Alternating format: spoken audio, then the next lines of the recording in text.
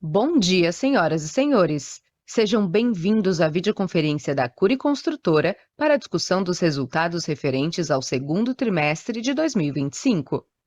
Esta videoconferência está sendo gravada e o replay poderá ser acessado no site da companhia, www.ri.cury.net. A apresentação também está disponível para download. Informamos que todos os participantes estarão apenas assistindo à videoconferência durante a apresentação e, em seguida, iniciaremos a sessão de perguntas e respostas, quando mais instruções serão fornecidas. Antes de prosseguir, aproveito para reforçar que as declarações prospectivas têm como base as crenças e suposições da administração da Cury e as informações atuais disponíveis para a companhia. Essas declarações podem envolver riscos e incertezas, tendo em vista que dizem respeito a eventos futuros e, portanto, que dependem de circunstâncias que podem ou não ocorrer. Investidores, analistas e jornalistas devem levar em conta que eventos relacionados ao ambiente macroeconômico, ao segmento e a outros fatores que podem fazer com que os resultados sejam materialmente diferentes daqueles expressados nas respectivas declarações prospectivas. Estão presentes nessa videoconferência o senhor Leonardo Mesquita, vice-presidente comercial, senhor João Carlos Mazzuco, diretor financeiro, e o senhor Ronaldo Cury, diretor de Relações com Investidores. Gostaria agora de passar a palavra ao senhor Ronaldo Cury, que dará início à apresentação. Por favor, senhor Ronaldo, pode prosseguir. Bom dia a todos. Muito obrigado mais uma vez pelo interesse na Cury e por acompanharem a nossa teleconferência de resultados do segundo trimestre de 2025. Hoje, representando a Cury, temos, além de mim, Leonardo Mesquita, nosso vice-presidente comercial, e João Mazzuco, nosso CFO. Ao longo da teleconferência, apresentaremos os principais destaques do desempenho operacional e financeiro da Cury. E no final, abriremos para a sessão de perguntas e respostas. A seguir, temos uma mensagem do nosso CEO, Fábio Cury. O primeiro semestre de 2025 foi marcado por avanços consistentes para a Cury em diversas frentes. A companhia alcançou 5 bilhões em lançamentos e 4,4 bilhões em vendas líquidas, e registramos 2,6 bilhões em receita líquida e lucro líquido de 450 milhões de reais. Os indicadores financeiros no segundo trimestre alcançaram receita líquida e lucro líquido recordes. O ROI atingiu 70,1%, refletindo a eficiência do modelo de negócio e a capacidade de conversão de capital próprio em resultado. Nesse trimestre, também tivemos recordes em nossa operação, Land Bank e repasses, com aquisições de terrenos que ampliaram a presença da companhia em regiões centrais de São Paulo e Rio de Janeiro. A geração de caixa permaneceu sólida, mesmo diante das mudanças promovidas pela Caixa Econômica Federal, evidenciando a resiliência financeira e a disciplina de execução da companhia. A implementação da nova faixa 4 do programa Minha Casa Minha Vida, que ampliou o teto do enquadramento para imóveis de até R$ 500 mil, já tem refletido de forma positiva no desempenho da companhia. No trimestre, 92,8% das vendas realizadas tinha preço unitário de venda até o teto do programa, ampliando a base de clientes elegíveis e fortalecendo a atuação da Cury no segmento de habitação acessível. A companhia mantém o ritmo forte de lançamentos, com projetos relevantes no mês de agosto, podendo citar o empreendimento Next Guarulhos com 1.310 unidades e VGV de 334 milhões de reais, e o residencial Cartola, na região de São Cristóvão, Rio de Janeiro, com 512 unidades e VGV de 179 milhões. Ambos os empreendimentos reforçam nossa presença em regiões estratégicas e a atratividade do nosso portfólio junto ao público-alvo. Na cultura organizacional, a companhia foi reconhecida como o selo Great Place to Work, resultado de uma gestão voltada à construção de um ambiente ético, inclusivo e alinhado à estratégia de longo prazo. A Cury foi citada pela B3 na primeira prévia da carteira teórica do Ibovespa, com ingresso a partir de 1º de setembro. Um marco importante na história da Cury como empresa listada, que reflete a evolução, o reconhecimento e relevância da companhia no mercado.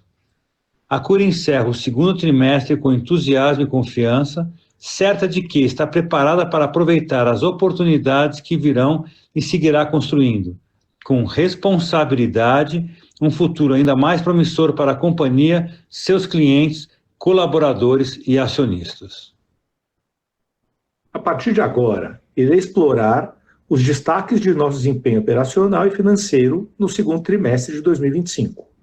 Em relação aos destaques operacionais, registramos um total de lançamentos de 2,2 bilhões de reais e vendas líquidas de 2,3 bilhões de reais, e geração de caixa operacional de 103,3 milhões de reais. Nosso 25º trimestre consecutivo de geração de caixa positivo. Além disso, em relação aos destaques financeiros, reportamos receita líquida de 1,3 bilhão de reais, margem bruta ajustada de 39,8%, margem líquida de 19,8% e o ROI de 70,01%. Passo a palavra ao Leonardo Mesquita. Bom dia a todos. No último trimestre, lançamos 9 empreendimentos, 6 localizados em São Paulo e 3 no Rio de Janeiro, que totalizaram um VGV de 2,2 bi, como já mencionado. Os destaques do trimestre foram The One Grand Julieta, na zona sul de São Paulo, lançado em abril com um VGV de 221 milhões, que teve 100% das suas unidades vendidas. Cidade Vila Lobos Maestro, na zona oeste de São Paulo, lançado em maio, totalizando 203 milhões e também com todas as suas unidades vendidas. E Residencial Pixinguinha, na região do Porto Maravilha, no Rio de Janeiro, lançado em maio com um VGV de 397 milhões, com mais de 70% das unidades vendidas. Nesse próximo slide, vamos explorar melhor o desempenho das vendas. No segundo trimestre de 2025, atingimos o valor de 2,3 bi em vendas líquidas, tendo um aumento de 29,3% ante o mesmo período de 2024 e um aumento de 7,4% frente ao primeiro trimestre de 2025. Além disso, nossa VSO líquida no trimestre foi de 47,5%, 2,1 pontos percentuais maior que o primeiro trimestre de 2025 e 3 pontos percentuais menor que o segundo trimestre de 2024. Passando para o slide 10, é possível perceber o aumento no preço médio por unidade, tanto no trimestre quanto no acumulado do ano. No segundo trimestre de 2025, o preço médio das vendas atingiu o patamar de 309,7 mil por unidade, representando um aumento de 2,7% em relação ao segundo trimestre de 2024 e uma queda de 0,2% em relação ao primeiro trimestre de 2025. No segundo trimestre de 2025, 92,8% das vendas realizadas possuíam preço unitário de venda até 500 mil. Finalizamos os indicadores operacionais com detalhamento do Land Bank e a geração de caixa. Encerramos o segundo trimestre de 2025 com Land Bank de 21,1 bilhões em VGV potencial, correspondendo a 72.928 unidades. Ainda no slide 11, trago a geração de caixa operacional atingindo 103,3 milhões no trimestre. Com isso, passo a palavra para o nosso CFO, João, para dar mais detalhes sobre os nossos resultados financeiros. Por favor, João, pode prosseguir. Bom dia a todos. No slide 13, destacamos nossa receita líquida. No trimestre, atingimos 1,3 bilhão, representando aumento de 34,9% em relação ao mesmo período do ano anterior. No acumulado dos 6 meses, reconhecemos uma receita de 2,6 bilhões, uma taxa de crescimento de 39,6% em relação ao período equivalente a um ano atrás. No próximo slide, apresentamos nosso lucro bruto, que registrou no segundo trimestre de 2025 uma alta de 39,3% em relação ao mesmo período de 2024 e 12,2% em relação ao primeiro trimestre de 2025. Nossa margem bruta, que atingiu 39,6% no trimestre, teve um crescimento de 1,3 pontos percentuais em relação ao segundo trimestre de 2024 e aumento de 0,6 pontos percentuais em relação ao primeiro trimestre de 2025. No primeiro semestre de 2025, houve um aumento no lucro bruto de 44,1% em relação aos primeiros 6 meses de 2024, acompanhado de um aumento de 1,2 pontos percentuais na margem bruta. No slide 15, temos como destaque principal o lucro líquido atribuído à Cury, que atingiu 236,7 milhões no segundo trimestre de 2025, 37,5% acima do mesmo período de 2024 e aumento de 10,9% em relação ao primeiro TRI de 25. No acumulado dos 6 meses, apropriamos um lucro de 450,2 milhões, o que representa uma taxa de crescimento de 43,6% em relação ao período equivalente a um ano atrás. No slide 16, mostramos o lucro líquido com foco em toda a operação. Esse indicador atingiu 267,2 milhões no segundo trimestre de 2025, registrando o crescimento de 52,4% em relação ao mesmo período de 2024 e de 14,3% em relação ao primeiro trimestre de 2025. Nossa atividade nos primeiros 6 meses do ano gerou um lucro superior a R$500 milhão, representando um crescimento de 52% contra o mesmo período do ano anterior. No slide 17, destacamos o perfil de nosso endividamento financeiro. Fechamos o trimestre com uma dívida bruta total de 1,3 bilhão e com uma posição de caixa de 1,5 bilhão, o que se traduz em um caixa líquido de 227,8 milhões. Temos uma redução na posição de caixa líquido de 33,2 milhões em relação a 31 de março de 2025, mas tendo pago 154 milhões em dividendos no segundo trimestre. Vale destacar que nos primeiros 6 meses do ano, a Cury já pagou um total de 329 milhões em dividendos. Nossa relação caixa líquido sobre o PL fechou o trimestre em 14,4%. No slide 18, reportamos mais um período com crescimento no retorno sobre o patrimônio líquido, com ROE de 70,1%, considerando os 12 meses finalizados no segundo trimestre de 2025. Foram 786 milhões de lucro apropriado no período e 694 milhões distribuídos aos acionistas na forma de dividendos. Muito obrigado e volto a palavra à operadora. Iniciaremos agora a sessão de perguntas e respostas para investidores e analistas. Caso deseje fazer alguma pergunta, por favor, clique em levantar a mão. Se a sua pergunta for respondida, você pode sair da fila clicando sobre abaixar a mão.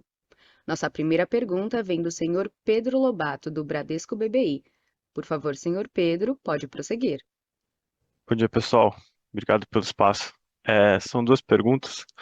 A primeira delas é que entender um pouco do racional aí por trás do programa de recompra, né, que vocês anunciaram ontem, e se isso pode, enfim, isso vem em detrimento do potencial pagamento de dividendos aí no segundo semestre, ou se as coisas não tem nada a ver uma coisa com a outra, e se faz sentido a gente acreditar, ainda não acreditar, né, mas esperar aí os 100% de payout para esse ano, assim como foi ano passado.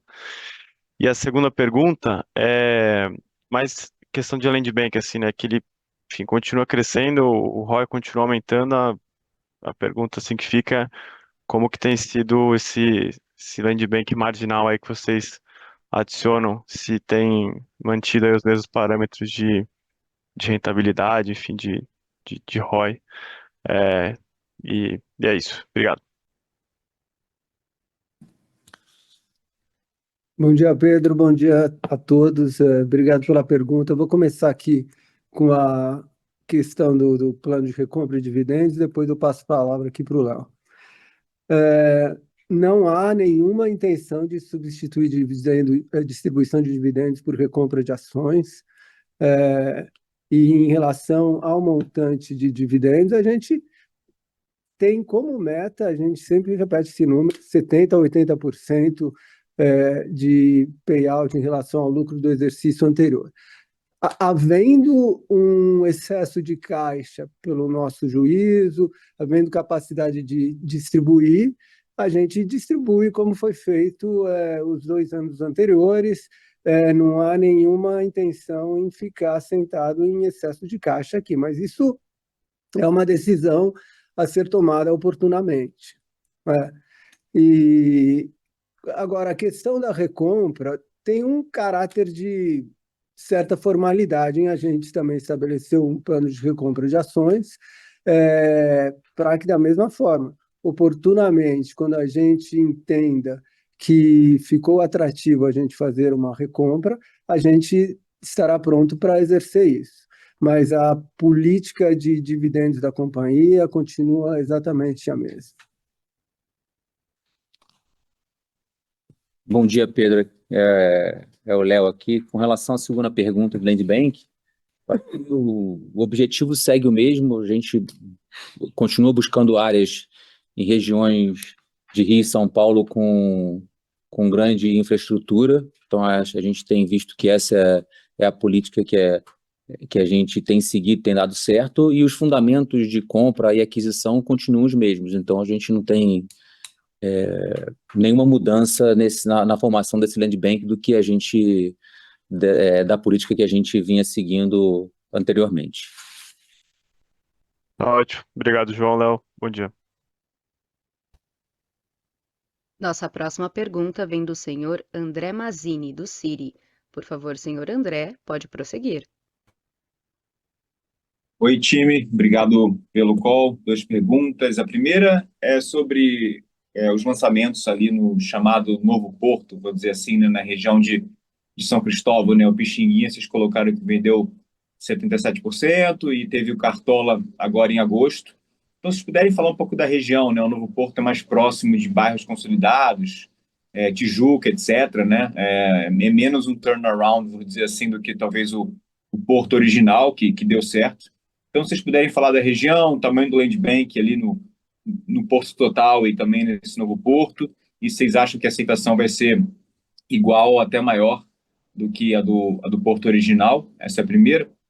E a segunda, sobre venda de carteira direta, como estão pensando o tamanho da carteira para frente?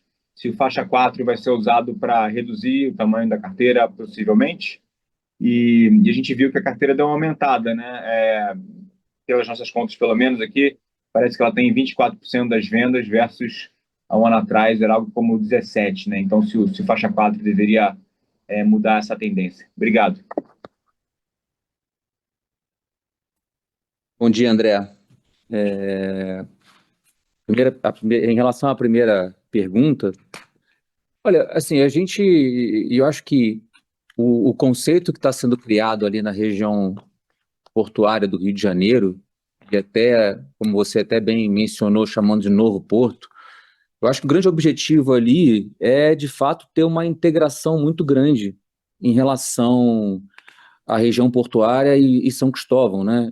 O que se fala muito lá, para quem conhece bem o Rio de Janeiro, é a criação de um bairro que começa na Quinta da Boa Vista ali e termina no Museu da Manhã.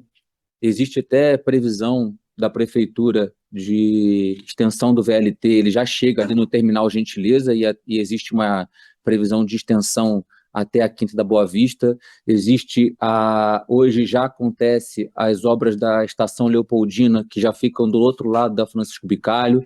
Então tem todo um projeto ali, não só da CURI, mas também da prefeitura, de melhoria e para que essa região se torne um local de atração aqui para os moradores.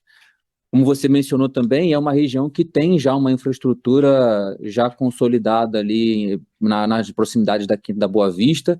O Cartola, ele está do lado do metrô e estação de trem ali de São Cristóvão, já tem uma mobilidade muito grande, e a gente entende que, assim, é uma continuidade, é uma região que se abre e com potencial de ser explorada aí hoje, dentre os locais para que esse morador da classe média baixa carioca possa morar, talvez seja Talvez não, eu acho que com certeza é o melhor lugar para que essa pessoa se estabeleça hoje.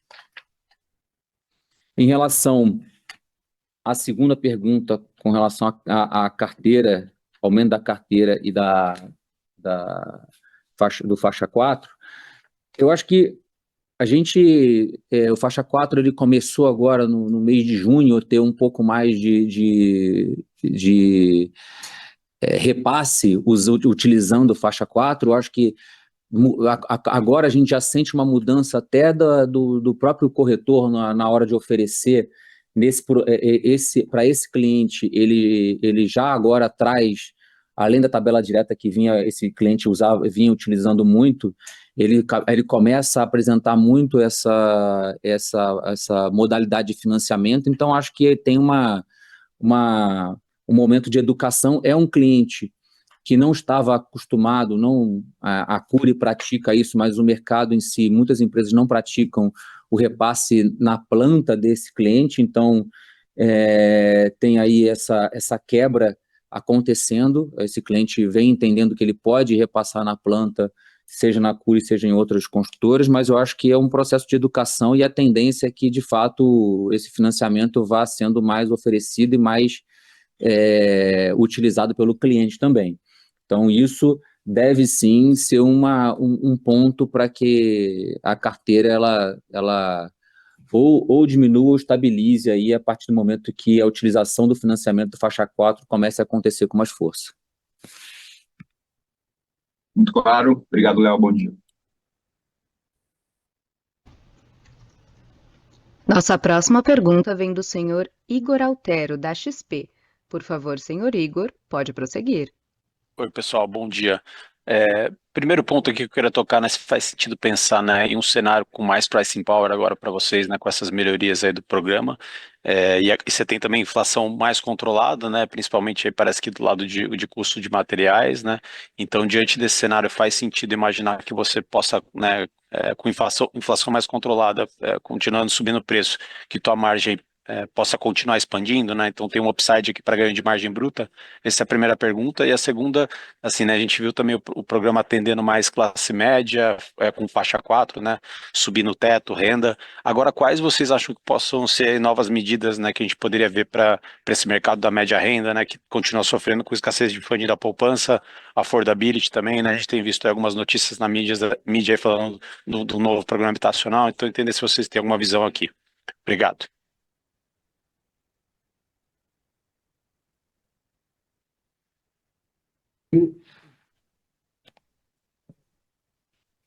O Igor, João aqui falando novamente. Falar de ganho de margem bruta, hoje a gente está com uma situação de inflação de materiais estabilizada, mas a pressão aí de mão de obra continua. Então, a gente não está vendo ainda nenhum arrefecimento aí do INCC. Agora, é um cenário que está, de certa forma, estabilizado. E essa estabilização da inflação está nos permitindo seguir com os nossos orçamentos aí de obra e aí sustentar esta margem bruta. Ganho de margem bruta daqui para frente não é o nosso principal aí cenário. Tá? A gente continua insistindo na nossa visão de uma margem bruta aí aos redores de 39%, subiu esse TRI, subiu muito por a questão de uma safra muito boa assim, do semestre como um todo, em termos de qualidade de lançamentos, e isso puxou aí a margem para cima, puxou também um pouco até a margem REF em relação ao TRI passado, mas a gente insiste, isso pode ser diluída, essa margem REF pode vir a ser diluída aí pela inflação futura. Então, é um cenário de estabilidade hoje, mas nosso cenário base continua sendo de sustentação de margem bruta. Aí até complementando, então, a questão que você fala de pricing power, hoje a gente sabe que a gente pratica aí preços preços altos, talvez os preços mais altos no mercado. São Paulo, em particular, a gente tem aí também a limitação do HIS1, HIS2, então da legislação, nossa capacidade de continuidade de aumento de preço. Ganhamos um pouco de pricing power no faixa 4, por questão de affordability, sim, claro, mas nada disso nos leva a trabalhar com um cenário de aumento de margem. Sobre a questão do novo programa, né, do funding para a classe média, né, Igor, a gente viu primeiro o governo criando o faixa 4, né, usando recursos dos royalties do pré-sal para aliviar, então, a falta de funding do SDPE, e agora a gente tem visto na mídia, a gente sabe que a Abrainc e a CEPIC, do nosso lado, tem participado de muitas reuniões aí com o governo para que seja recriada o funding do SDPE, né? Então, é isso que a gente sabe também, a expectativa é muito boa, o Banco Central está envolvido nisso, porque todo mundo sabe que o SPPE hoje, a poupança, principalmente a poupança, ela vive um problema, né? Então o Banco Central vem na linha de desenvolver um novo funding aí para substituir esse funding que é a poupança que serve para abastecer o mercado da média renda. O microfone um pouco mais. Tá claro. Obrigado, Ronaldo. Obrigado, João.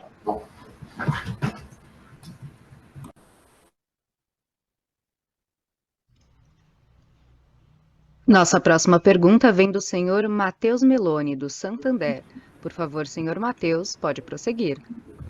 Opa, bom dia pessoal, tudo bom? Primeiramente, parabéns aí por mais um ótimo resultado. Acho que aqui do nosso lado a gente tem duas perguntas, tá? A primeira é em relação a PDD, tá? Então a gente entende aí que tem um pipeline de entregas aí bem robusto pela frente, então eu queria entender que seria a tendência aí dessa linha de PDD nos próximos tris, tá? E aí a segunda pergunta é mais, acho que é voltada para o Léo, queria entender mais um update aí de como vocês estão vendo a questão do programa Minha Casa Minha Vida Cidades no Rio de Janeiro, né? Se tem alguma novidade, algum update, enfim. Acho que do nosso lado é isso, obrigado.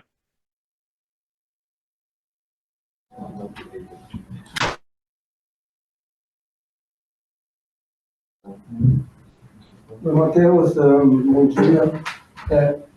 Sobre a PDD, eu diria que essa questão da entrega, obviamente, é um divisor de águas. A gente sabe que uma carteira pós-obra é uma carteira muito mais em risco, né, do que uma carteira ainda em construção, e esse é um dos elementos dentro da nossa política de PDD.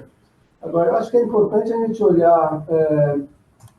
Primeiro, a gente teve um aumento de entregas este ano, deve vir mais entregas no próximo semestre, aqui nesse trimestre subsequente, mas, de certa forma, elas estão estabilizadas. A gente chama esse ano, inclusive, do ano da entrega, né? Então, ano que vem, a gente deve ter menos entrega do que esse ano. Então, é importante a gente olhar um pouco da PDD, como eu falei. Essa questão da entrega é um dos elementos, agora a gente tem uma política muito mais ampla. Então, se você olhar a PDD em relação aos outros indicadores, tudo cresce na política, e tudo tem crescido a taxas respeitáveis. Então, nossa carteira de pró-soluto cresce, cresceu quase 60% ano a ano.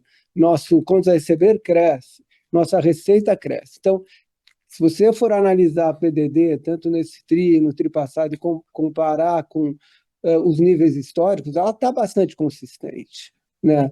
O comportamento do nosso cliente não está deteriorado. Então, o crescimento da PDD, o aumento que a gente teve, é consistente com o aumento de nossa operação e do nosso resultado financeiro como um todo. E a gente espera que esse número, esses indicadores se estabilizem no número que eles estão hoje. Oi, Matheus. Com relação ao segundo ponto, imagino que esse ano não tenha nenhum tipo de novidade porque até o momento o governo estadual não fez nenhum aceno de início de programa, se foi isso que eu entendi bem da sua pergunta.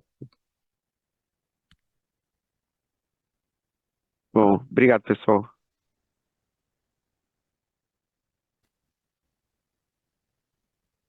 Nossa próxima pergunta vem da senhora Carla Graça, do Bank of America. Por favor, senhora Carla, pode prosseguir.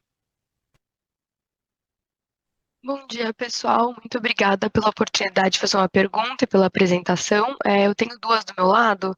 Eu queria fazer um follow-up no tema da recompra. Vocês anunciaram um novo programa e eu queria explorar como vocês estão pensando em timeline. Se vocês já veem a oportunidade em fazer alguma recompra com a ação a 30. E a minha segunda pergunta é sobre os terrenos. Como vocês estão vendo a competição de terreno em São Paulo, no Rio de Janeiro? E se vocês ainda veem muitas oportunidades de terrenos, principalmente nas regiões mais centrais de São Paulo, e também com esse crescimento mais recente no Rio de Janeiro, se vocês mantêm o cronograma de 1/3 dos projetos ficarem lá, ou se vocês pensam em aumentar essa participação também. Muito obrigada.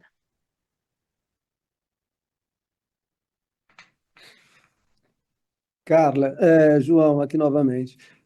Oportunidade, claro que existe, principalmente a julgar pela nossa expectativa de crescimento, pelos nossos números, até pelo target pricing aí que vocês e seus colegas colocam na nossa ação, né? Mas não há nenhuma intenção de sair e imediatamente recomprar ações da Cury a esse preço. Como eu falei, tem um caráter aqui, um certo formalismo e oportunismo na gente já estabelecer este plano de recompra de ações, mas nada que nos leva a uma ação imediata nesse sentido. Em relação à segunda pergunta, Carla, eu acho que a concorrência por terreno ela se mantém. A gente tem a gente sabe quais são as empresas hoje que atuam no mesmo segmento que a gente, mas não tem nenhuma mudança significativa.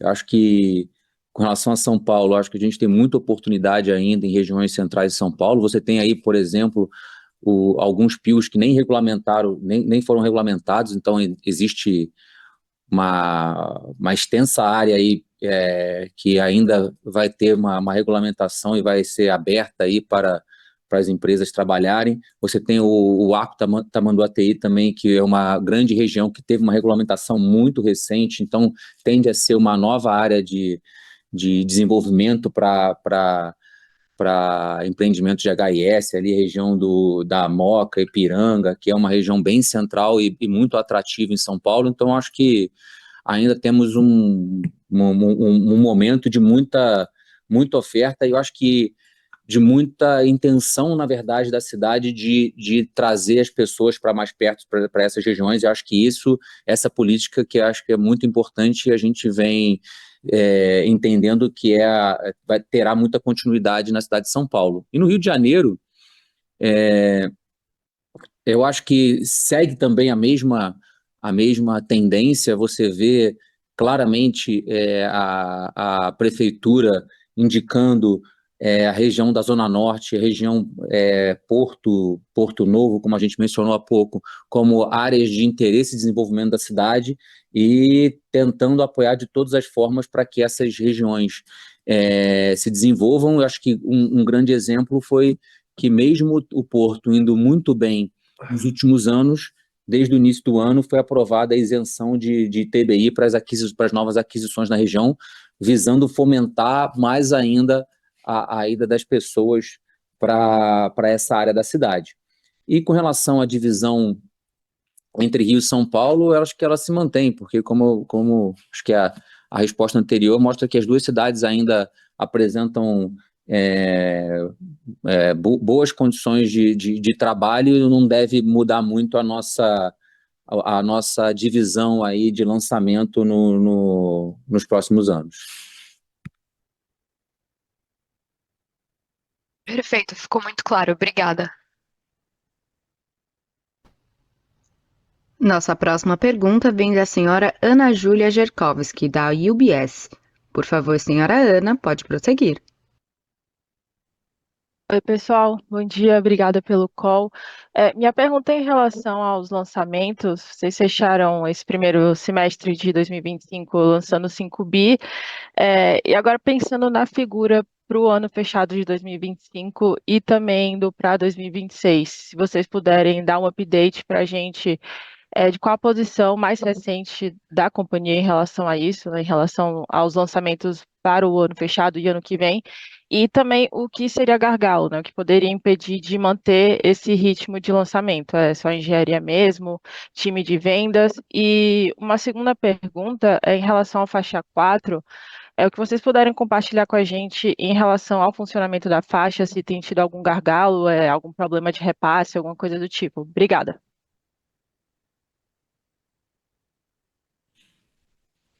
Vamos lá, Ana. Em relação à primeira pergunta, eu acho que a gente tem sempre trabalhou com esse plano de ter um primeiro semestre, um primeiro trimestre ainda mais forte, mas um primeiro semestre sempre um pouco mais forte. E tem acontecido isso nos últimos anos e a gente repetiu isso. A gente tende a ter um terceiro trimestre até mais forte do que a gente imaginava inicialmente, e o ano, obviamente, um pouco mais com a oportunidade que surgiu de faixa 4 e as vendas respondendo bem, tende a ser um ano até melhor do que a gente imaginava de lançamento inicialmente. Um número cravado aqui a gente não tem, mas assim, a gente imaginava algo em torno ali começou o ano com em torno de 7,5, acho que a tendência é que esse número de fato suba por conta do volume de lançamento que a gente tem hoje. Já com relação à faixa 4, a gente tem hoje, como eu falei inicialmente, uma situação que o próprio corretor, como eu te disse, ele começou a ofertar mais. A gente de fato começou a ter ali final de maio, início de junho, o financiamento sendo ofertado com mais força ali pelos corretores. Então, eu acho que está no início de trabalho. Como eu mencionei, tem uma tendência nesse cliente do faixa 4, em muitos projetos, eles são vendidos fazendo o repasse na planta, então isso faz com que o financiamento ele aconteça em lotes, né, como funciona o médio alto padrão, né, quando a entrega tem o grande lote de financiamento. A Cury não trabalha assim, mas a gente vem aumentando a oferta desse produto e acho que a tendência é que ele é um momento assim, de educação, tanto da equipe de vendas quanto também do cliente de começar a utilizar esse financiamento. Você também acho que fez a pergunta em relação a quais seriam os gargalos para a expansão Do faixa 4. do faixa 4. Isso. Na verdade, eu acho que o gargalo está mais numa questão de tempo mesmo, de educação, para que as empresas comecem a utilizar mais. Como eu mencionei, algumas empresas utilizam o financiamento nessa linha de crédito normalmente nas chaves. Então, a tendência é que quando começar também a ter mais entregas nesse tipo de produto, a tendência é que a utilização do financiamento aumente também no geral do mercado. Carla, só para complementar, o governo está acompanhando os números, né? Os números estão um pouco abaixo do que eles esperavam. Tá? Se isso continuar assim, eles estão analisando a possibilidade de aumentar um pouco a renda e aumentar um pouco o teto do faixa 4 também, tá? Tá bom, perfeito, pessoal. Obrigada. Bom dia. Nossa próxima pergunta vem do senhor Rafael Reder, do Safra. Por favor, senhor Rafael, pode prosseguir. Bom dia, pessoal. Obrigado pelo espaço. Eu tenho duas perguntas aqui do meu lado. A primeira, eu queria falar um pouco mais das entregas, né? Se eu não me engano, no ano eram perto de 20 mil unidades e a maior parte concentrada nesse segundo semestre, né? Queria ver mais no qualitativo de como que vocês estão vendo essas obras, estão tendo algum gargalo. A gente vem falando já faz um tempo, né, de problemas com alguns empreiteiros, com mão de obra. Queria entender se vocês acham que daria para continuar entregando ainda tudo dentro do planejado, assim, sem grandes surpresas. E a segunda, fazendo um follow-up também na questão do faixa 4, mas mais no potencial ali de você ter a portabilidade de parte da sua carteira de financiamento direto para o faixa 4.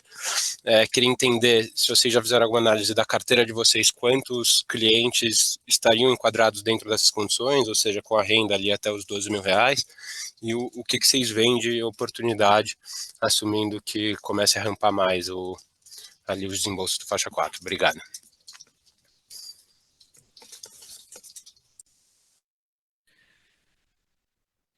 Bom dia, Rafael. Então, com relação às entregas, eu acho que elas seguem o cronograma que a gente traçou aí no início do ano, como o João até mencionou, esse ano a gente nominou como ano da entrega.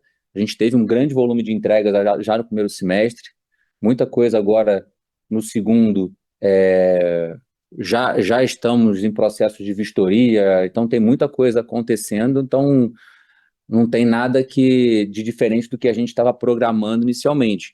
Óbvio que pelo volume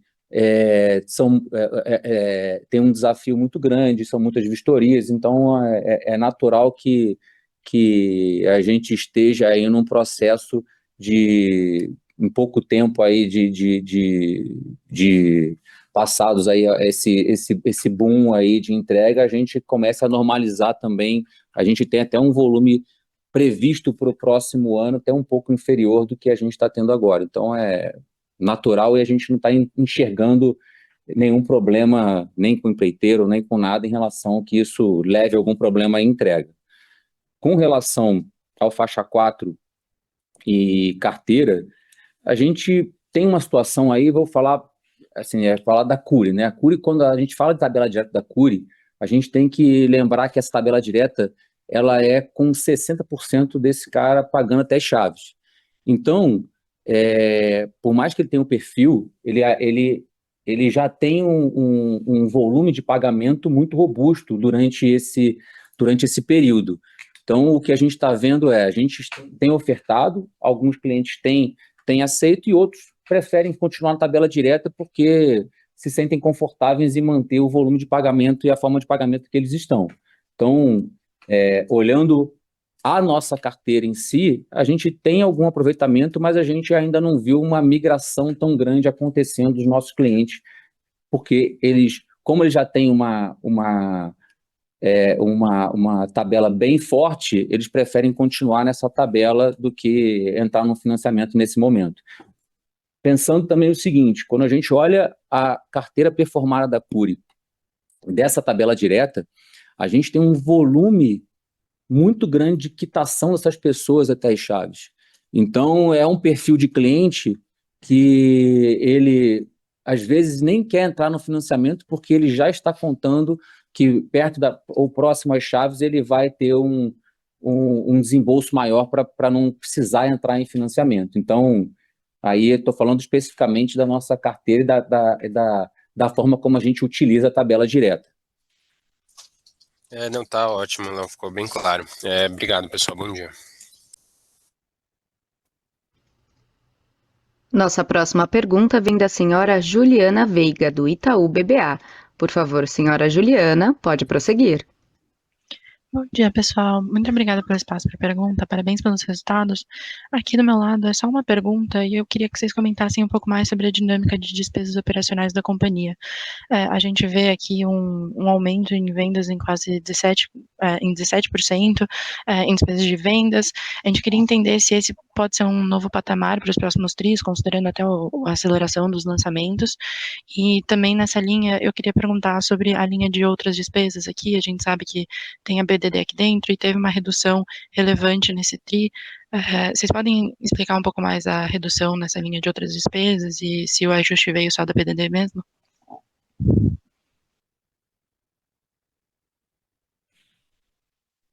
Bom, Juliana, vamos lá, deixa eu tentar sumarizar aqui. Em relação à despesa de vendas, as despesas de vendas, elas são em grande parte despesas variáveis. Por quê? Comissão é praticamente uma despesa por definição variável, e o outro item alto de despesa de vendas são a questão das despesas que a gente tem com o repasse e registro de clientes. Essas despesas acontecem na frente, né? Então, na cabeça. Então, isso, quando eu estou com crescimento de vendas muito forte, essas despesas acabam carregando um pouco mais os meus resultados. Já as comissões, não, as comissões a gente reconhece via POC. Então, por isso que eu digo que, se você olhar, nossas despesas de vendas estão sempre oscilando ali na faixa de 9,5%, 10%, às vezes cai um pouco abaixo disso, às vezes um pouco acima disso, mas aqui a gente não tem muito ganho de escala. Onde a gente pode assim, contemplar e projetar um ganho é quando nosso crescimento de vendas aí desacelerar um pouco, e aí o peso dessa despesa de repasse e registro que acontece na cabeça, então boa parte dessa já vai ter ocorrido, e aí ao longo de evolução de obra, de POC, então a despesa comercial pode vir a pesar menos lá na frente. As despesas administrativas, essas são um pouco mais contidas, obviamente, e aí que a gente tem a oportunidade de uma alavancagem operacional que a gente demonstrou bem neste trimestre. Então, aqui, à medida que a gente consegue, que a gente continua com crescimento nos resultados, você vê a nossa receita aí de resultados futuros, receita apropriar crescendo 50%, então tudo isso aí ainda vai virar resultado daqui para frente, então é de se esperar uma continuidade nessa alavancagem operacional, vindo principalmente do D&A. As outras despesas, receitas operacionais, aqui já tem o PDD eu já falei, mas eu posso repetir aqui, ele vem com resultado aí bastante consistente, quando você pega o histórico do que a gente tem provisionado tri a tri em relação à minha receita, em relação aos meus recebíveis. Então, aqui a gente não vê nenhuma possibilidade de ganho imediato. Mesma maneira, nessa linha, a gente tem tudo que é provisão para processos aí judiciais, esses processos também são bastante contidos, mas eles tendem também a crescer com o crescimento da operação, mas também nada de se esperar aqui em termos de ganhos ou perdas em relação ao crescimento da companhia. E o que a gente tem aqui, aqui a gente apropria algum perda em ativos, que são aqueles terrenos. A gente tem um pipeline muito grande de terrenos aqui, de compra de terrenos, o nosso land bank, tudo que a gente distrata de terreno, a gente coloca aqui como perda, né, aquelas despesas já realizadas, e aí que você pode ver também alguma flutuação trimestre a trimestre. Tem períodos que por coincidência, eu distrato alguns terrenos a mais do que outros, e aí eu vou ter um reconhecimento maior nessa perda aí das despesas do estoque, né, que a gente ativa, pré-operacionais. E aí outro item que a gente tem aí também, mas que acaba não sendo relevante, é IPTU e condomínio de imóveis aí prontos em estoque, mas que é uma coisa muito pequena. Então, resumindo tudo isso, vamos esperar sim uma alavancagem operacional aí com o crescimento da empresa, mas ela virá predominantemente do D&A. Perfeito, muito obrigada, pessoal. Nossa próxima pergunta vem do senhor Antônio Pascali, do BTG Pactual. Por favor, senhor Antônio, pode prosseguir. Bom dia, pessoal. Obrigado por pegar a pergunta. Eu queria saber um pouco sobre a dinâmica de preço nas diferentes praças São Paulo e Rio de Janeiro.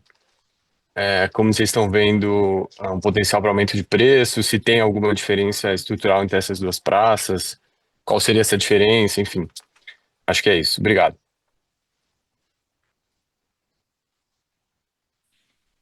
Bom dia, Antônio.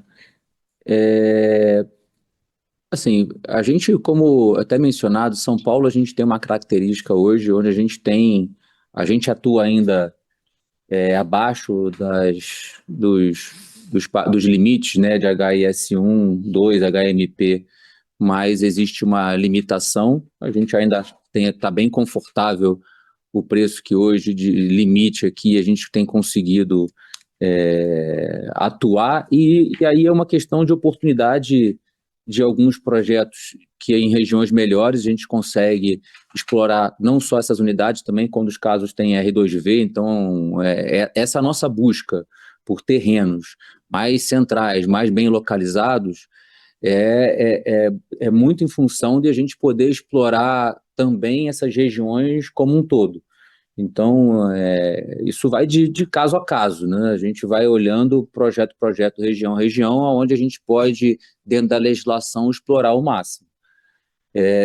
Já no Rio, eu diria que a gente atua hoje numa faixa até um pouco acima, muito em função da característica das regiões que a gente trabalha hoje, como a gente tem uma atuação muito forte no Porto, que tem um preço médio ali de venda já acima dos 300 mil, você tem aí uma média de renda também um pouco mais elevada, porque é livre lá, a gente não tem limitações de renda nem de valores, então a gente consegue explorar melhor, e a gente tem momentos ali de lançamentos mais para o fundo do Porto. A gente, por exemplo, vai ter um lançamento para esse ano ainda, que aí é frontal, né, frente-mar, então tendência de ter 1 metro quadrado maior. Aí é uma questão mais de produto e características. E a própria região também de Niterói, que a gente também atua, ela é muito semelhante à região do Porto, que faz também com que esse preço médio do Rio ele seja maior e aí fique mais livre no mercado, e a gente consiga, no final, projeto a projeto, assim, Antônio, a gente vai tentando explorar o máximo do que a gente tem com relação à vista, com relação a produto, com relação à localização. Claríssimo. Muito obrigado. Nossa próxima pergunta vem do senhor Marcelo Mota, do JP Morgan. Por favor, senhor Marcelo, pode prosseguir. Bom dia. 2 perguntas também. A primeira, se vocês pudessem comentar um pouco sobre como é que vocês estão vendo a evolução do ciclo de construção aí para os próximos 12 a 18 meses, né? Enfim, vocês já tinham falado algumas vezes da questão de trabalhar com projetos maiores, né? E que isso poderia, de repente, alongar um pouco a construção. Então, entender um pouco como é que vocês estão vendo, né, a evolução desse plano. E a segunda pergunta, mais direta, sobre como vocês estão vendo a margem, né, nas entregas dos projetos, né? Você falou, esse é um ano tem muita concentração de entrega, e se essa margem aí você tem visto mais economia de obra, não tem visto economia, enfim, até para entender um pouco essa margem, né, um pouco mais forte que a gente tem visto ao longo desse ano, né? Existem todos os benefícios do programa, mas entender se talvez isso é relacionado a alguma economia de obra também. Obrigado.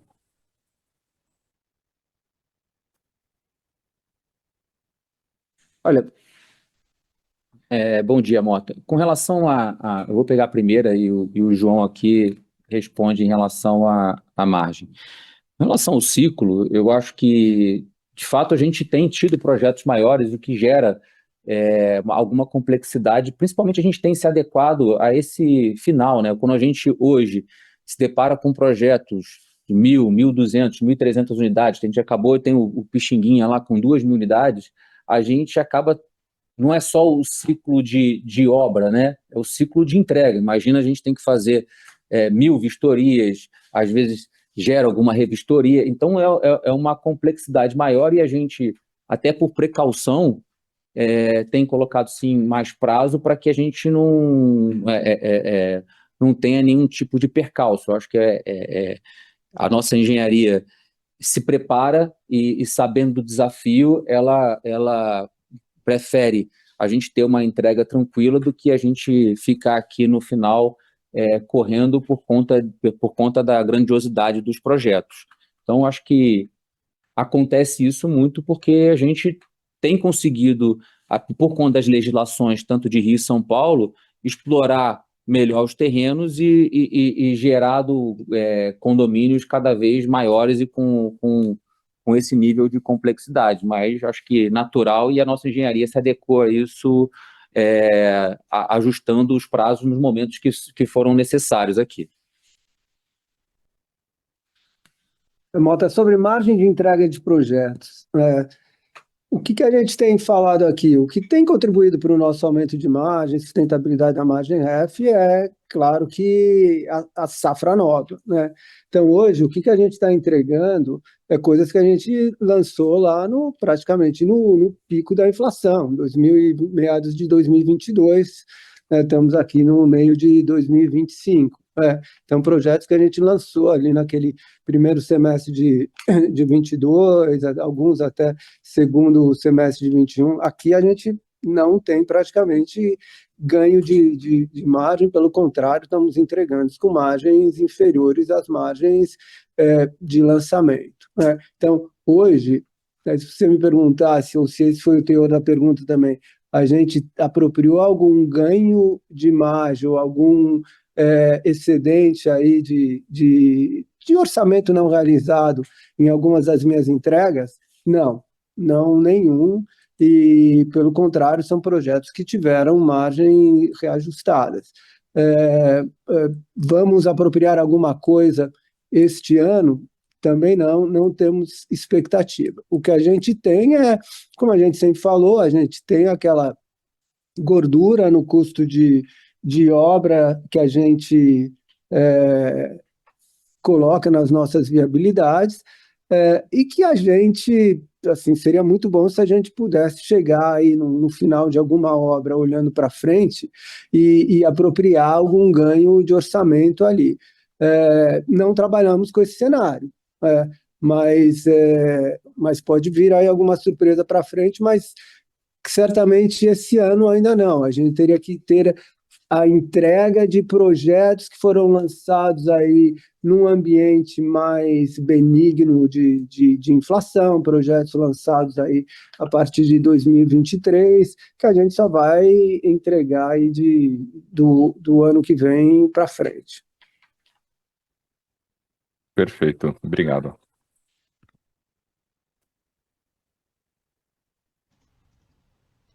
A sessão de perguntas e respostas está encerrada. Encerramos a videoconferência da Cury Construtora, agradecemos a participação de todos e tenham uma boa tarde.